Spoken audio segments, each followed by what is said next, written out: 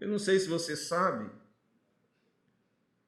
mas o apóstolo Paulo registra na carta aos Tessalonicenses a mensagem que este hino fala.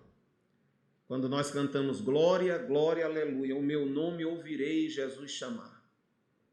De fato, isso acontecerá para todo aquele que estiver preparado. Porque a Bíblia diz que a trombeta soará e os que morreram em Cristo ressuscitarão primeiro. Depois nós, os que estivermos vivos, seremos arrebatados. É o que diz a palavra. Você pode abrir lá a carta de 2 Tessalonicenses, você vai ver como está escrito lá no 1 Tessalonicenses. Ali há muito conteúdo sobre isso, mas nós devemos estar preparados, porque a qualquer momento o Senhor irá nos chamar. Esta é a esperança que tem aqueles que confiam no Senhor.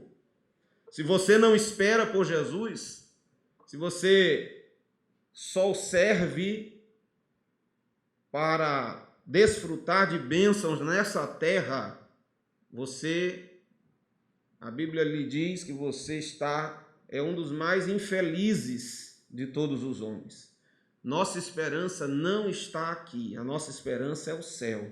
A Bíblia diz para nós assim, que nós não devemos esperar aqui o nosso descanso, não está aqui o nosso descanso. Por isso nós cantamos, glória, glória, aleluia, o meu nome ouvirei Jesus chamar. Mas abra comigo a sua Bíblia, João, capítulo de número 20, versículo de número 24. Vamos ler até o versículo de número 29.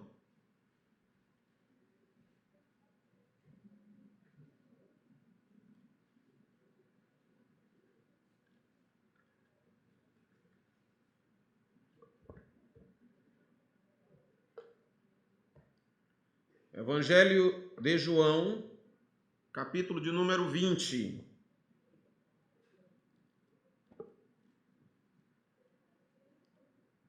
Eu vou esperar todos encontrarem. E se você não tem uma Bíblia com você, fique próximo aí, alguém do seu lado que tem uma Bíblia, para que todos possam acompanhar a leitura da palavra do Senhor.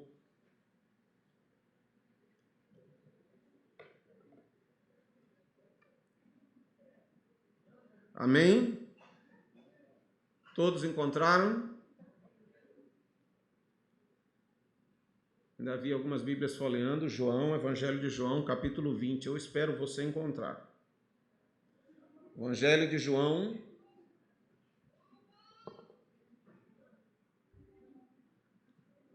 alguns irmãos estão como eu, assim, quando está sem óculos.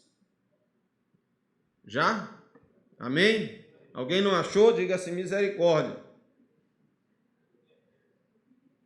Glória a Deus. Vamos ler. Nós vamos fazer aquela leitura alternada, irmãos, onde eu leio um versículo e os irmãos leem o versículo seguinte. Muito importante que você leia, ouça e leia o texto bíblico. O título do texto é Jesus e Tomé. Diz assim, versículo 24. Tomé, um dos 12, chamado Dídimo, não estava com eles quando Jesus veio.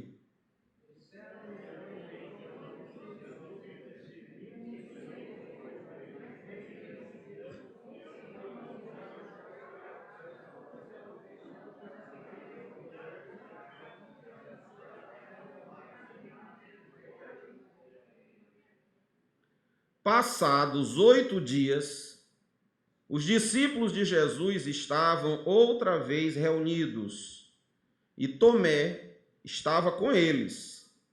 Estando as portas trancadas, Jesus veio, pôs-se no meio deles e disse: que a paz esteja com vocês.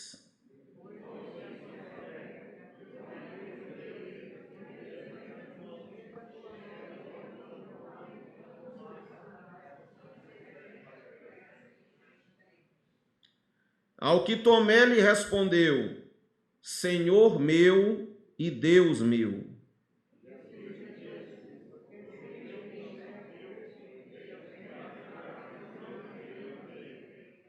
Glória a Deus. Bem-aventurado os que não viram e creram. Glória a Deus. Meus irmãos, aqui para uma rápida meditação, Atos dos Apóstolos, capítulo de número 16, versículos de número 28 até o versículo de número 31. Já é um texto já conhecido dos irmãos, mas rapidamente, aqui 10 minutos só, para que a gente possa passar essa mensagem para os irmãos, que é muito bonita, aquilo que Deus deixa na Bíblia para que nós possamos entender e compreender, que sem Ele nada podemos fazer, irmão. Você pode ter o que tiver, você pode ser o que for, mas se o seu nome não estiver escrito no livro das vidas, nos céus de glória, você vai ficar. Essa é a Bíblia Sagrada que diz, é o Deus que diz, não sou eu. É o que tudo está aqui escrito aqui, ó. Tudo que estiver aqui foi Deus que disse para a gente fazer. Então nós não podemos contestar, né? Diz assim a palavra de Deus. Mas Paulo gritou bem alto: não faça nenhum mal a si mesmo. Estamos todos aqui. Então o carcereiro, tendo pedido uma luz, entrou correndo e trêmulo, prostrou-se diante de Paulo e Silas, pois, trazendo-os para fora, fez a seguinte pergunta: senhores, que devo fazer para que eu seja salvo? A resposta deles foi: creia no Senhor Jesus Cristo, que você será salvo e toda a sua casa. Louvado seja o nome do Senhor para sempre. Esse é um texto bíblico que nos fala justamente de dois servos de Deus que pregavam a palavra. Logo após Jesus vir a este mundo, ter pregado o evangelho do arrependimento, disse a toda a humanidade que deveria se arrepender dos seus pecados.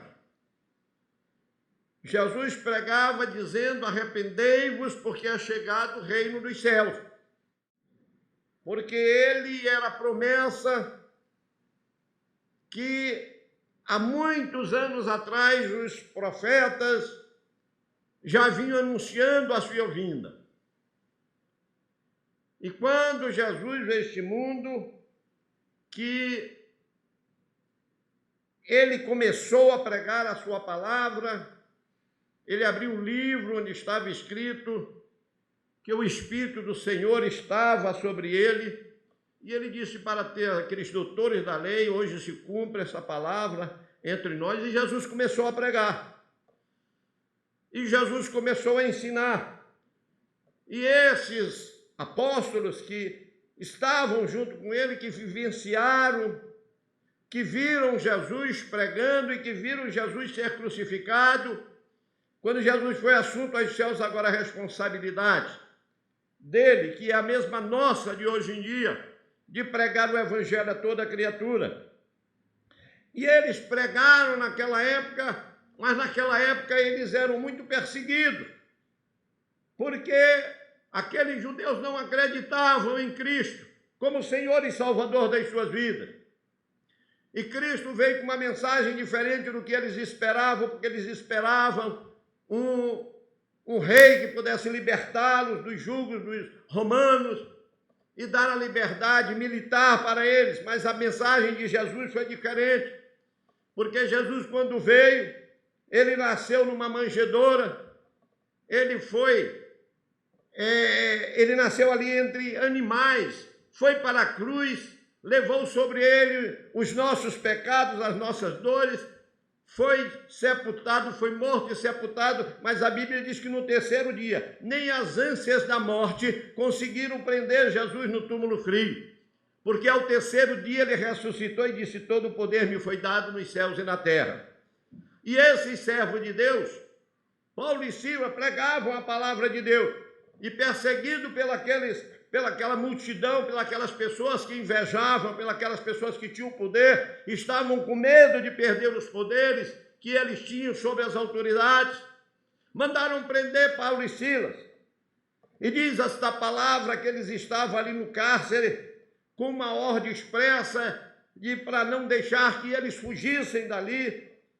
E assim foi cumprido, e eles foram colocados num calabouço, prenderam seus pés com correntes ao tronco, mas meia-noite aquele servo de Deus não estavam blasfemando, não estavam agitados, não estavam reclamando de coisa nenhuma, porque a presença de Deus estava na vida daquelas pessoas, porque eles haviam conhecido um Deus todo-poderoso. Paulo, que havia sido um perseguidor da igreja, Paulo, que havia sido aquele que via a gente morrer, que ele perseguia e matava, agora estava transformado daquele Saulo anterior para poder ser transformado num Paulo. E ali estava acorrentado por causa de Jesus Cristo. Mas porque Jesus Cristo tinha algo para fazer através daquele homem. Jesus Cristo uma vez teve um encontro com Paulo e diz a palavra de Deus que Paulo teve uma visão de Cristo e ali ele foi jogado por terra e ele perguntou: quem és tu, Senhor? E Jesus disse: sou eu, Jesus, a quem tu persegues.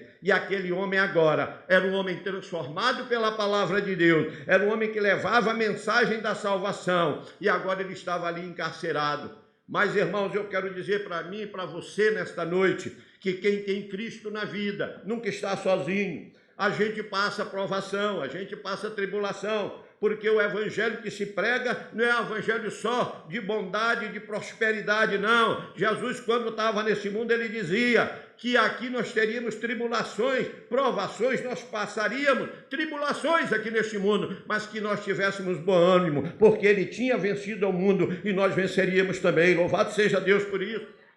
E nesse texto em que lemos, aqueles apóstolos que estavam acorrentados, os pés ao tronco, diz a palavra de Deus que eles louvavam a Deus meia-noite. Eles estavam louvando, eles estavam cantando a Deus, eles estavam satisfeitos porque estavam acorrentados, porque eles estavam servindo a Jesus Cristo, nosso Senhor. Muitas vezes, amado, nós achamos porque agora somos crentes, podemos agora ser livres de todas as coisas. Mas uma coisa nós temos que fazer é crer em Jesus Cristo, porque se você não crer em Jesus Cristo, você está servindo um Deus diferente daquele que veio a este mundo para lhe salvar. E na hora que eles estavam louvando à meia-noite, diz a palavra de Deus que houve um terremoto naquela prisão. Diz que a coisa foi tão feia que tremeu todo o alicerce da prisão. E diz que as cadeias que prendiam aquelas pernas daqueles homens, os braços daqueles homens, elas se soltaram. Eu fico às vezes imaginando, quando eu leio essa passagem, muito bem, o alicerce da prisão poderia ser abalado, poderia ter ficado solto as correntes, mas os pulsos dele, os braços dele não seriam alcançados. Mas o poder de Deus na vida daqueles que servem a Deus é tão maravilhoso, é tão poderoso, que Deus se lembra de você onde você está. Muitas vezes você está com medo em determinado lugar, porque acha que tem um problema muito grande. Eu quero te dizer, os teus problemas são muito pequenininhos para o Deus Todo-Poderoso que pode resolvê-lo. E aqueles homens, eles louvavam a Deus, e quando houve esse terremoto sobrenatural, porque foi a mão de Deus fazendo aquilo, diz que as portas se abriram, diz que as cadeias caíram das mãos e dos pés de todas aquelas pessoas que ali estavam. Mas o mais importante é que quando eles louvavam a Deus, aqueles presos que estavam ali, todos estavam ouvindo a palavra de Deus através dos louvores. Por isso que aqui, quando nós louvamos hoje, nós sentimos a presença de Deus, porque o louvor liberta o homem da angústia, do sofrimento, da tribulação que você está passando. Mas saiba uma coisa, que é necessário que a gente confesse a Jesus publicamente. E aquele carcereiro, quando viu tudo aquilo, viu as portas abertas, a luz se apagou, ele puxou da espada para se matar, porque ele sabia que o final dele seria esse. O rei iria mandar matá-lo, degolá-lo, porque aqueles homens teriam fugido. Ele pensou que aqueles homens, todos ali já tinham fugido. Mas quando ele ia fazer isso, Paulo pulou de lá e disse: não que faça nenhum mal, porque todos nós estamos aqui. Louvado seja Deus por isso, porque Deus protege todos aqueles que, quando nós estamos louvando e glorificando o seu nome, eu quero dizer para você que aqui dentro os anjos do Senhor estão passeando. Se você pudesse ver, mas Deus não lhe permite, porque você não aguentaria a glória de Deus. Mas eu quero te dizer uma coisa, que Cristo está aqui no nosso meio, porque a sua palavra diz: aonde houver duas ou mais pessoas reunidas no seu nome, ali ele estará no meio dela. Louvado seja Deus por isso. E aquele carcerário, a primeira coisa que ele fez, porque ele já vivia na escuridão, de servir a reis, de servir a pessoas que não era o próprio Deus verdadeiro. Diz a palavra de Deus que ele pediu luz. E aí ele entrou, prostrou-se aos pés daqueles dois servos de Deus, pensando que ele poderia adorá-los, mas eles imediatamente mandaram ele levantar. E ele disse assim: Senhor, o que é que eu tenho que fazer para me salvar? E aqueles homens de Deus disseram a resposta correta, que diz para você também nesta noite: creia no Senhor Jesus Cristo, que será salvo tu e a tua casa. Porque quando nós aceitamos Jesus na nossa vida, nós fazemos como aquele casamento em Caná da Galileia, aonde convidaram Jesus para fazer parte do casamento, aonde convidaram Jesus para fazer parte daquele lar, e ali Jesus fez o maior milagre, transformando vidas de pessoas, quando ele fez aquele milagre da transformação da água ao vinho, porque ele quer trazer para nós não mais tristeza, mas trazer alegria para cada um de nós. Que Deus e Cristo nos abençoe, e que nesta noite você possa colocar isso em teu coração e na tua vida, que sem Cristo nada vocês podem fazer, porque são palavras do próprio Jesus Cristo, quando disse: sem mim nada podeis fazer. Que possamos tê-lo no nosso coração, guardá-lo na nossa vida, caminharmos junto com ele e sermos mais do que vencedores em Cristo Jesus nosso Senhor. Amém. Que alegria estar na presença do Senhor. Ele é o nosso refúgio e fortaleza, como diz a sua palavra. Eu quero convidar os irmãos para nós fazermos um breve comentário sobre o texto que nós lemos no início do culto.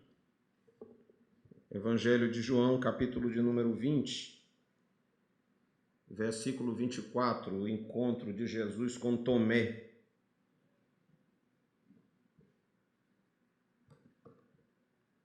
Se você chegou depois da leitura bíblica, João capítulo 20, versos 24 a 29. Vou repetir a leitura rapidamente para que os irmãos lembrem do texto. Diz assim: Tomé, um dos 12, chamado Dídimo, não estava com eles quando Jesus veio. Então, os outros discípulos disseram a Tomé: vimos o Senhor. Mas ele respondeu: se eu não vir o sinal dos pregos nas mãos dele, e ali não puser o dedo e não puser a minha mão no lado dele, de modo nenhum acreditarei. Passados 8 dias, os discípulos de Jesus estavam outra vez reunidos, e Tomé estava com eles. Estando as portas trancadas, Jesus veio, pôs-se no meio deles e disse: que a paz esteja com vocês. E logo disse a Tomé: ponha aqui seu dedo, veja as minhas mãos, estenda também a sua mão e ponha no meu lado. Não seja incrédulo, mas crente. Ao que Tomé lhe respondeu: Senhor meu e Deus meu. Jesus lhe disse: você creu porque me viu? Bem-aventurados são os que não viram e creram. Glória a Deus. Irmãos, Tomé, quem está acostumado a estar dentro da igreja, quem frequenta a igreja evangélica, sabe que às vezes a gente usa Tomé como exemplo de incredulidade. Às vezes chega a ter ser assim, até uma espécie de xingamento. A pessoa olha para o irmão e diz assim: esse aí é o crente Tomé, é o crente incrédulo, é o crente que tem o coração endurecido para as coisas de Deus. Tomé acabou pegando essa conotação, né, no nosso meio. Mas eu não sei se você conhece Tomé. Tomé foi um dos discípulos de Jesus, um dos 12, que Jesus tinha muitos discípulos. Certa vez ele mandou 70 deles pregar, curar as pessoas. Mas os 12, que eram os que andavam com ele ali, eram aqueles 12 homens, como Pedro, Tiago, João. Tomé era um deles. A gente conhece pouco sobre Tomé. Tomé não tem assim um relato muito detalhado sobre ele. São 5 ou 6 versículos que falam de Tomé.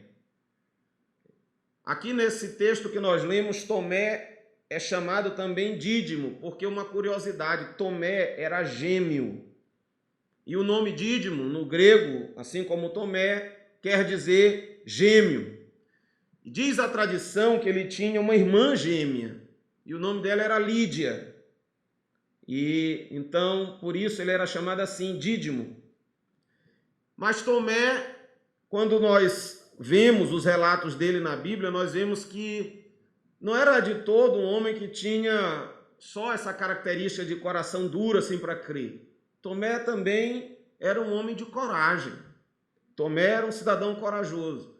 Se você olhar para João capítulo 11, quando Jesus resolve voltar para a região da Judéia, onde os homens queriam matá-lo, todo mundo disse para Jesus, Jesus acabou de sair de lá perseguido, já vai querer voltar de novo. Aí, quando eles estavam querendo dissuadir Jesus da ideia, Jesus disse, não, nós vamos. Aí todo mundo meio apavorado, Tomé levanta e diz assim, vamos também com ele morrer. Vamos com ele para a gente morrer também. João 11, 16. Você vai ver lá, quando Tomé coloca essa palavra de coragem. Vamos morrer com ele, é o nosso mestre, é o Senhor. Nesse sentido, nós deveríamos copiar o exemplo de Tomé. Porque hoje as pessoas negam Jesus pelas mínimas coisas. Às vezes, você nega a Jesus numa oferta básica de pecado. Alguém que diga assim, mas nem foi uma coisa assim que me balançasse de verdade. Não, às vezes, pelo mínimo, as pessoas estão negando a Cristo. Você nega ele na sua maneira de pensar, nega ele na sua maneira de falar, nega ele na sua maneira de viver, porque quando você vive em dissonância com as suas palavras, você o está negando.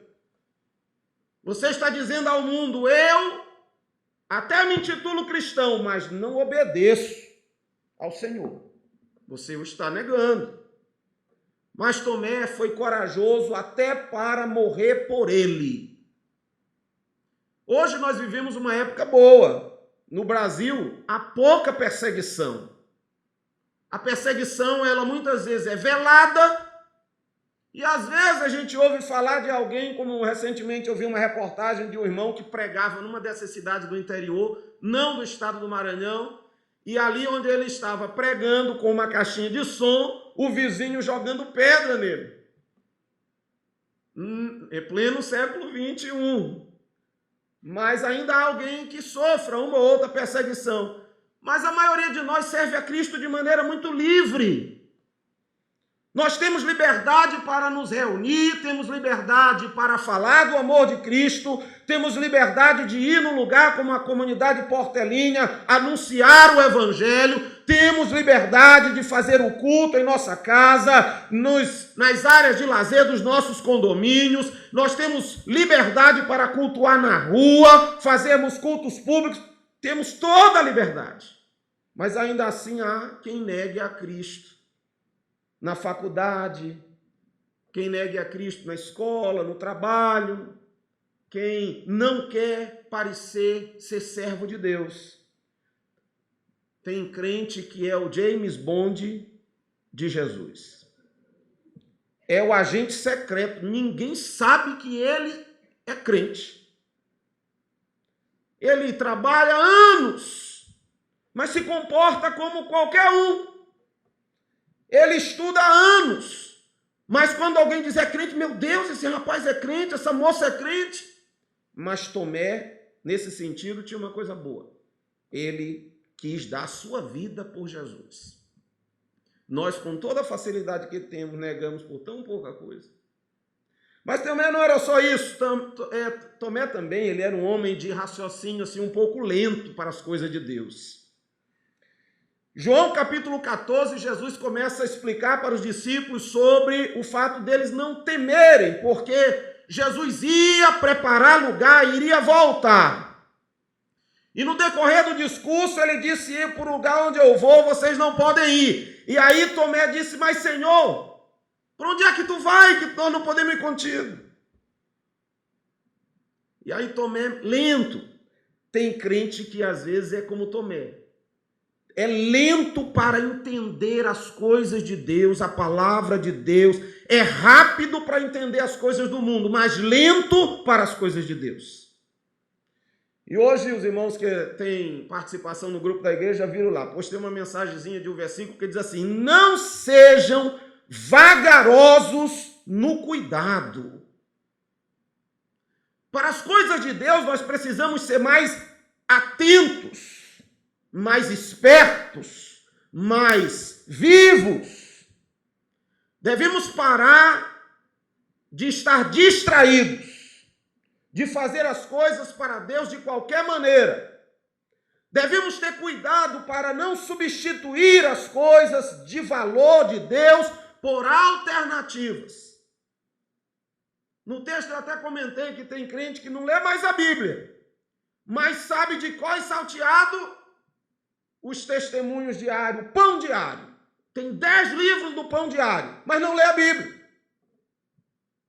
Tem crente que se ocupa no seu tempo de estar na rede social, postando a mãozinha, aplaudindo e dizendo amém, vou orar, isso e aquilo, mas não ora de fato, não lê a Bíblia de fato, vagaroso. Tomé era um pouco assim. Jesus falando para ele do reino, da glória do que ele estava preparando, e disse, estou indo para lá. Tomé, tu vai para onde? Tu vai para onde?